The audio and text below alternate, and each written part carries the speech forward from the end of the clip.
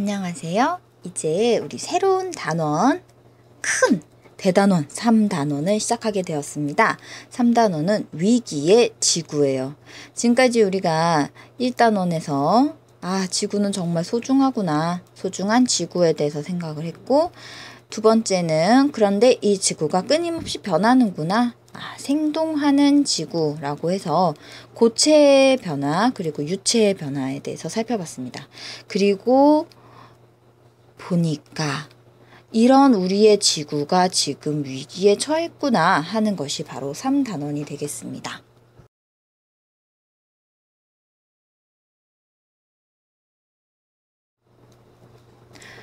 첫 번째 3단원의 첫 번째는 바로 환경오염입니다. 그래서 환경오염의 발생 과정과 그로 인해서 우리는 어떤 피해를 입고 있는지에 대해서 배울 건데, 이 중에서 조금 더 중요한 걸 고르자면 발생 과정을 이해하는 것이 조금 더 중요합니다.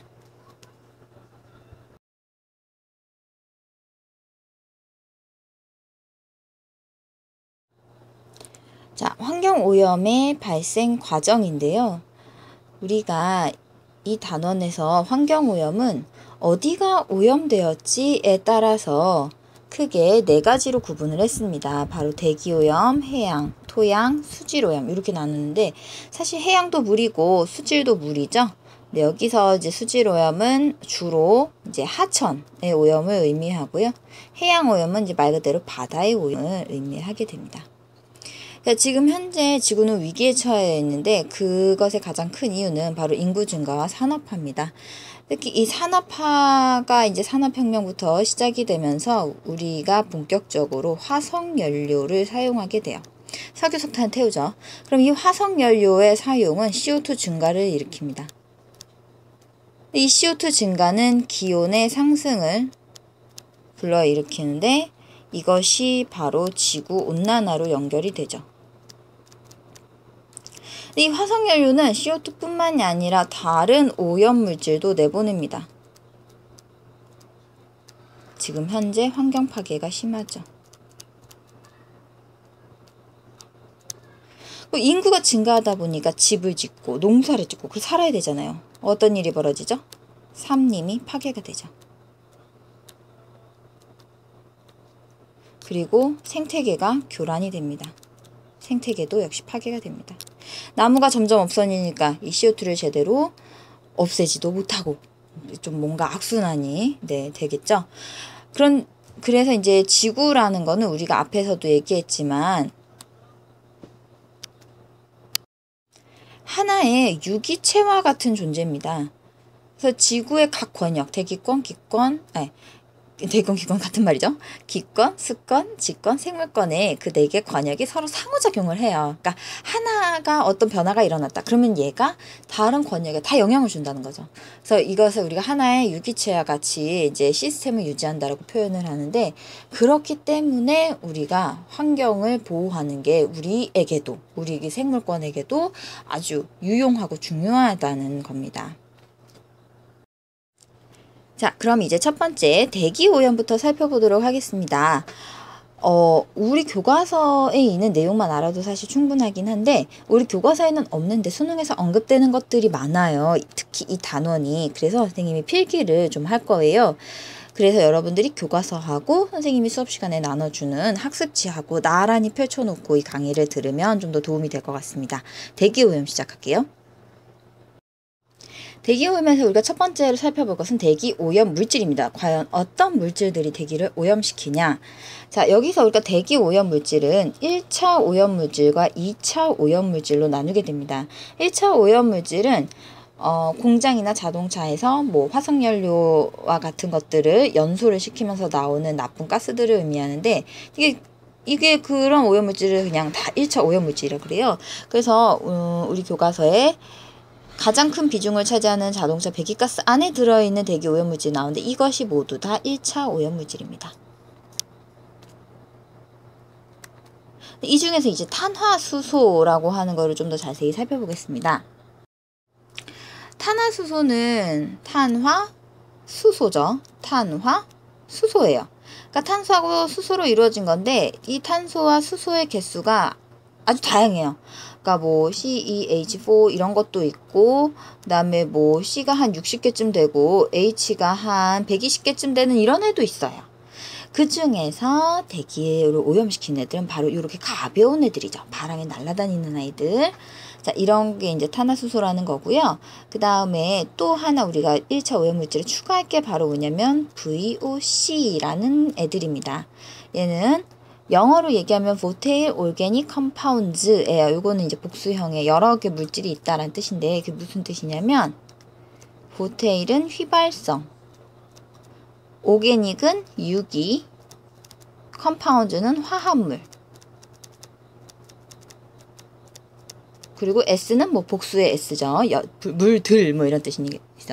그래서 휘발성 유기화합물은 뭐냐면 유기화합물, 그러니까 탄소를 기반으로 해서 만들어진 각종 화합물들을 다 유기화합물이라고 하는데, 그 중에서 역시 선생님 아까 얘기한 대로 이게 가벼운 것들, 잘 날아다니는 휘발성인 그런 물질들이 대기를 오염시킨다라는 겁니다. 그래서 이런 용어도 이제 수능에서 우리가 다뤄질 수 있으니까 여러분들 알아두면 좋을 것 같아요. 자, 그럼 2차 오염물질은 뭐냐? 2차 오염물질은 이 1차 오염물질이 어떤 화학 반응을 일으켜서 만들어진 물질을 2차 오염물질이라고 합니다. 여기에 나오는 뭐 질소산화물이라든지 황산화물, 이런 것들이 이제 공기 중에 있는 수증기, 물방울 이런 거랑 만나면 뭐가 되냐면 바로 질산, 황산이 되는데, 이런 것들이 2차 오염물질이에요. 그러니까 얘네가 화학 반응을 일으켜서 만들어진 또 다른 물질. 자, 그리고 2차 오염 물질 중에서 가장 대표적인 것이 바로 우리 교과서에 소개되고 있는 오존입니다. 2차 오염 물질의 얘는 이렇게 세 가지를 적어주시면 돼요. 오존, 질산, 황산. 근데 이 오존은 어떻게 만들어진 거냐면, 황산은 아까도 얘기했지만 황산화물과 질소산화물이 강한 태양 광선, 특히 여기서 이제 자외선을 의미하는데요. 이 자외선과 광화학 반응을 일으키면 오존이 형성이 됩니다. 자, 그래서 오존이 언제 많이 발생할까? 어느 계절에? 어느 시간대에? 그쵸. 바로 자외선이 강한 여름. 그 다음에 이제 한낮 12시에서 2시 사이에. 그 다음에 그럼 이날의 날씨는 어떻겠어요? 당연히 해가 쨍쨍 맑은 날씨가 되겠죠.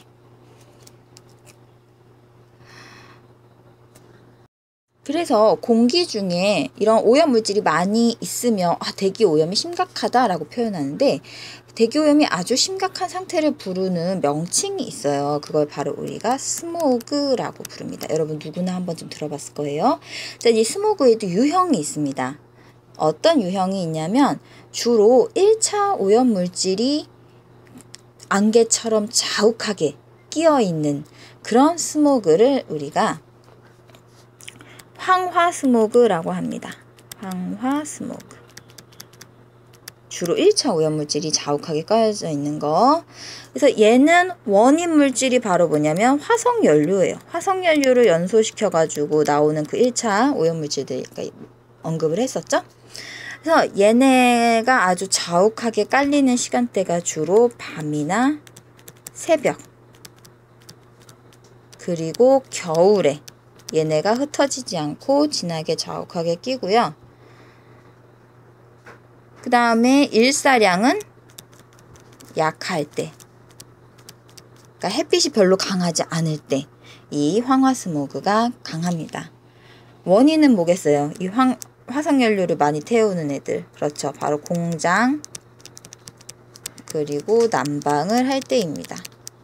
자, 두 번째 스모그 유형은 우리가 광화학 스모그라고 합니다. 광화학 스모그. 예전에 LA에서 발생했던 스모그가 이 원리로 만들어졌기 때문에 LA형 스모그라고도 합니다. 광화학 빛광자겠죠? 자, 빛이 아주 강해서 만들어지는 대기 오염물질이 뭐라 그랬었죠? 그렇죠. 바로 오존이었죠. 그래서 강한 햇빛, 또는 자외선이라고 하셔도 상관이 없고요. 그게 이제 1차 오염물질과 반응을 해서 오존이 만들어졌을 때 이 오존에 의한 피해, 이것이 바로 광화학 스모그입니다. 그렇기 때문에 얘는 한낮에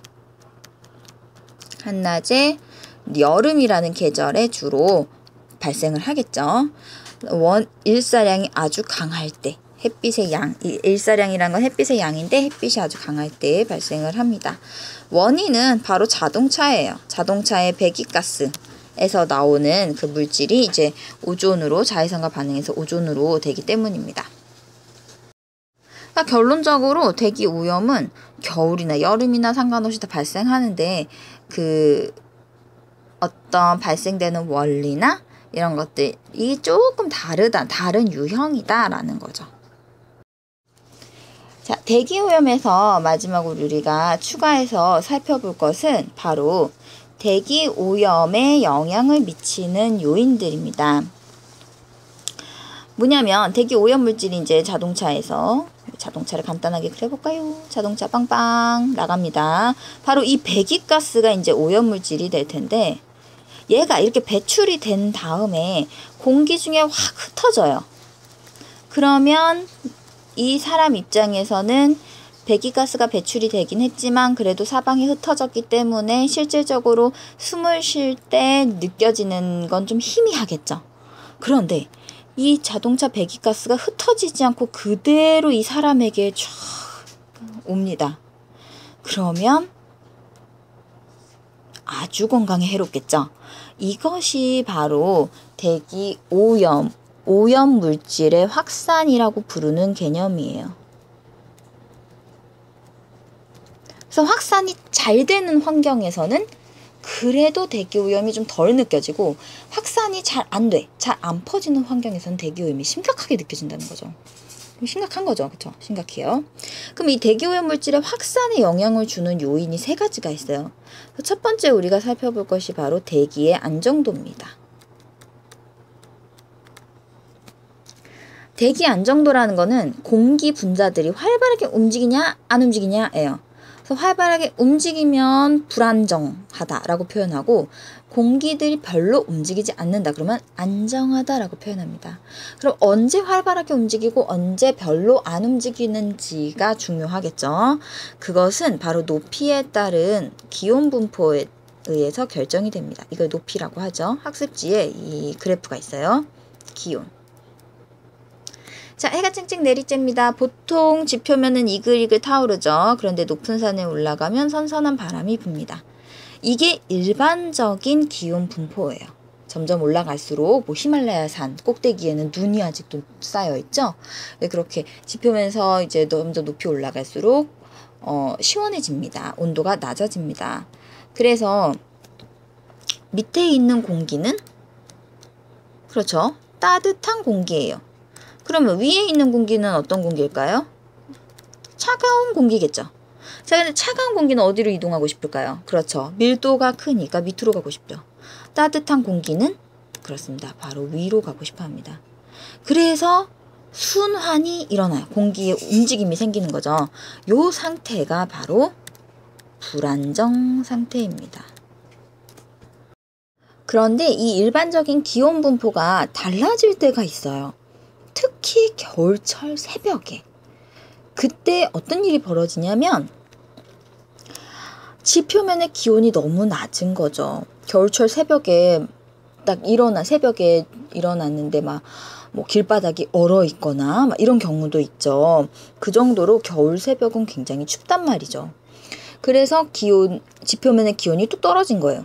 상대적으로 이제 공기의 온도는 그렇게 막 확확 변하지 않거든요. 근데 이 모래의 온도는 많이 비열이 작아서 크게 변해요. 그래서 지표면의 온도가 너무 작아지다 보니까 이렇게 뭔가 거꾸로 된 느낌이 아니라 거꾸로 되어 있죠. 네, 거꾸로 되어 있는 기온 분포에 보일 때가 있어요. 이거 우리가 역전층이라고 부르는데 역전층이 형성되면 무슨 일이 벌어지냐면 밑에가 너무 그렇죠. 지표면에 있는 공기가 굉장히 차갑다라고 얘기를 했어요. 그럼 상대적으로 위에 있는 공기는 밑에보다는 그래도 따뜻하다라고 볼 수가 있겠죠. 그럼 따뜻한 공기는 어디 있고 싶어 한다 그랬죠? 그래요. 맞아요. 밀도가 작으니까 그냥 위에 있고 싶죠. 차가운 공기는 내 밀도가 크니까 그냥 밑에 있고 싶어요. 그럼 이 공기들은 결국 안 움직이고 싶다 뜻이에요. 안 움직인다는 얘기예요. 그래서 공기의 움직임이 없으니까 이 상태를 우리가 안정된 상태라고 얘기를 합니다. 그렇게 되면 공장에서, 공장 굴뚝에서 이제 연기가 나왔는데 여기는 연기가 이렇게 막 퍼져요. 슈, 이렇게. 그런데 이 안정된 공기에서는 이 연기가 나왔을 때 위아래로 흩어지지가 않죠. 이 연기는 막 이렇게 꼬불꼬불 하면서 이렇게 쫙 흩어지는데 얘는 흩어지지 않고 이렇게 정말 안정된 그런 모습을 딱 보여준다는 얘기예요. 그러면 얘가 이제 자욱하게 깔리는 겁니다. 밑으로. 심각하겠죠. 그래서 안정된 상태일 때 오염물질 확산이 잘 안 일어나요. 그래서 겨울철 새벽에는 좀 이제 오염이 심한 그런 경향이 있습니다. 자, 두 번째 대기 안정도에 영향을 주는 것은 바로 바람입니다. 좀 필기할 곳이 없는데 옆으로 가볼까요? 자, 두 번째는 바람인데 이건 굉장히 쉬워요. 바람이 오염물질을 잘 확산이 되려면 바람이 세게 불어야 될까요? 약하게 불어야 될까요? 그렇죠. 당연히 바람이 세게 불어야지 확산이 잘 일어나겠죠. 확산구. 그러면 대기오염이 조금 덜 하겠죠. 자, 세 번째 마지막이 바로 지형입니다. 땅이 어떻게 생겼느냐, 마을이 어떻게 생겼느냐도 큰 영향을 주는데 예를 들어서 아이고 이거 좀 더 옆으로 가야 되겠는데요. 됐어요. 자, 요렇게 두 개의 마을이 있습니다. 안녕, 나는 이 마을에 살고 있고 안녕, 나는 이 마을에 살고 있어. 집도 있고 자동차도 있어. 문제는 자동차가 있으니까 네, 공기 오염을 시키고 있다는 얘기입니다. 배기가스가 막 나오겠죠. 그런데 두 번째 마을은 땅이 그냥 이렇게 마을이 이렇게 생긴 것이 아니라 이 마을 주변이 높은 산으로 둘러싸여 있어요. 그래서 이 지형을 우리가 분지 지형이라고 합니다. 이렇게 움푹 들어가 있죠. 그러면 여기 이제 오염물질이 배출이 됐을 때 이런 그냥 광활한 어떤 평야지대는 오염물질이 쫙 확산이 됩니다. 주변으로 퍼져요. 그런데 분지 지형은 오염물질이 배출이 됐을 때 여기 산에 가로막혔어요. 갇히겠죠. 결국은 분지 지형은 오염물질이 네, 외부로 나가기가 어렵다는 얘기입니다. 그래서 대기오염이 좀 더 심하게 되는 거죠. 바로 여기까지가 대기오염이었습니다. 자, 그 다음은 해양오염으로 갈 건데요. 해양오염의 원인은 첫 번째는 이제 육지에서 유입이 되는 것들, 육지에서 오염물질들이 유입이 되는데 대부분은, 그러니까 from 육지라고 해볼까요? 대부분은 인간들이 일부러 바다에 가서 쓰레기를 버리는 그게 이제 원인인 경우가 굉장히 많아요. 슬픈 일이죠. 두 번째는 바로 기름 유출입니다. 기름, 여기서 말하는 기름은 석유죠. 이게 유조선이 석유를 나르다가 또는 일반 선박이 이제 연료를 태우면서 이제 항해를 하는데 그럴 때 기름이 좀 새기도 해요. 이런 것들이 이제 기름 유출인데 기름 유출하면 끔찍했던 우리나라의 사건이 바로 태안에서 있었던 기름 유출 사건. 그다음에 세계적으로 보면은 2010년에 미국의 멕시코만에서 기름을 싣고 가던 유조선이 좌초돼가지고 기름띠가 장난이 아니었던 적이 있었습니다. 자, 이것이 이제 기름 유출인데 이제 요거를 어떻게 쏟아진 기름을 제거하는 다양한 이제 방책들이 고안이 되고 있습니다. 자, 바로 세 번째는 과도한 바다의 매립입니다. 매립. 간척삽을 너무 버리는 거예요. 그러면 갯벌을 우리가 훼손을 하게 되죠. 갯벌이 없어지면 바다 생태계도 파괴가 되고 갯벌 자체가 하천에서 이제 강물이 와가지고 바닷물과 섞이기 전에 갯벌을 거치게 되면 어느 정도 정화작용이 이제 역할을 해주는데 그런 갯벌이 사라진다 이거죠. 그러면 좀 더 바다 오염에 영향을 많이 줄 수가 있습니다. 자, 아까 육지로부터 유입되는 오염물질 얘기가 했었는데 여기에 이제 좀 보충 설명을 하자면 학습지에 선생님이 쓰레기 섬 지도를 첨부를 했어요. 그러니까 인간이 버린 쓰레기들이 어디에 모여 있냐면 그 해류, 우리가 1학기 때 배웠던 해류의 한가운데, 해류가 회전을 하면서 흐른다고 했죠. 그래서 그 한가운데 이제 쓰레기 섬들이 많이 발견이 되고 있습니다. 정말 슬픈 일입니다.